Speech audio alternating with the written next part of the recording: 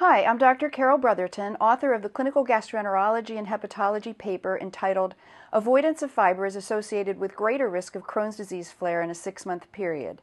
We conducted this study while I was at George Mason University in Fairfax, Virginia, and I was teamed up with researchers at the University of North Carolina, Chapel Hill.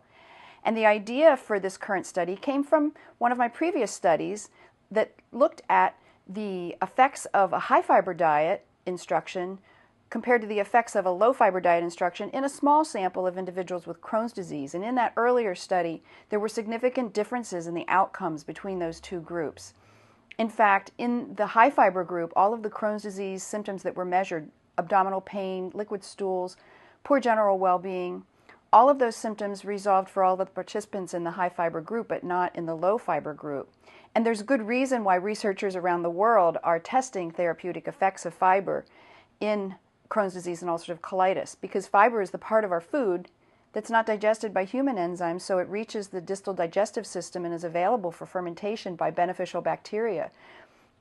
So the fiber that we eat becomes the food source for the microbes that we want in the gut, and it's thought that fiber has a favorable effect on microbial balance because of that. And beyond that, as the microbes ferment the fiber, short-chain fatty acids are produced, and short-chain fatty acids have a favorable effect on gut inflammation, which is the problem in Crohn's disease and ulcerative colitis. So small studies have found some favorable results, and we wanted to look on a large scale to see whether consumption of fiber is associated with risk of flare in Crohn's disease and ulcerative colitis.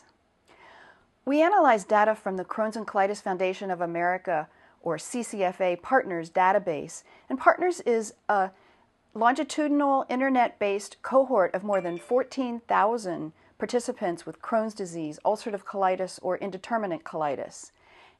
For our analyses, we included 1,619 participants who had completed the 26-item diet survey and had completed a 6-month follow-up survey, and who were in remission at baseline. And we defined remission as less than 150 on the short Crohn's disease activity index, or less than or equal to 2 on the simple colitis activity index.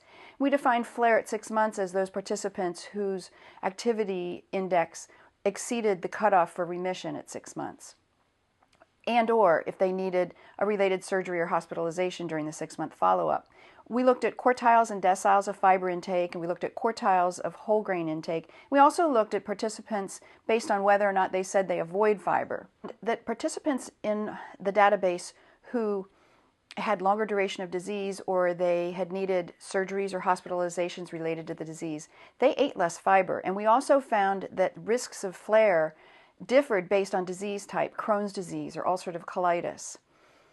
In Crohn's disease, we found that participants in the highest quartile of fiber intake were 40% less likely to flare than those in the lowest quartile. And that result held when we adjusted for age, gender, duration of disease, history of surgeries and hospitalizations, body weight. And when we looked at deciles, the results were even more striking, because those in the highest decile were 60% less likely to flare than those in the lowest decile. And when we looked at whole grains, the results were similar. And when we compared participants who did not say they avoided fiber, when we compared them to the ones who did avoid fiber, the ones who did not avoid fiber were 40% less likely to flare. In ulcerative colitis, we didn't find association between the intake of fiber and the risk of flare. We do not know why participants in the Partners database either chose to avoid fiber or to consume fiber. We do know that our findings in Crohn's disease corroborate those of Heaton, Thornton, and Emmett in the 1970s. They compared 32 Crohn's disease patients who were treated with a high-fiber diet compared to matched controls, and they found significantly fewer related surgeries and hospitalizations in the high-fiber treated group. This group also reported that in all of their combined 150 patient years of recommending a high-fiber diet for Crohn's disease, no patient developed an obstruction while on the high-fiber diet, even though many of the same patients had a history of strictures prior to starting the high-fiber diet. In conclusion, the results of our current study suggest that there is a need to explore why participants with Crohn's disease avoid fiber, and also to reevaluate low fiber recommendations that are often given to individuals with Crohn's disease.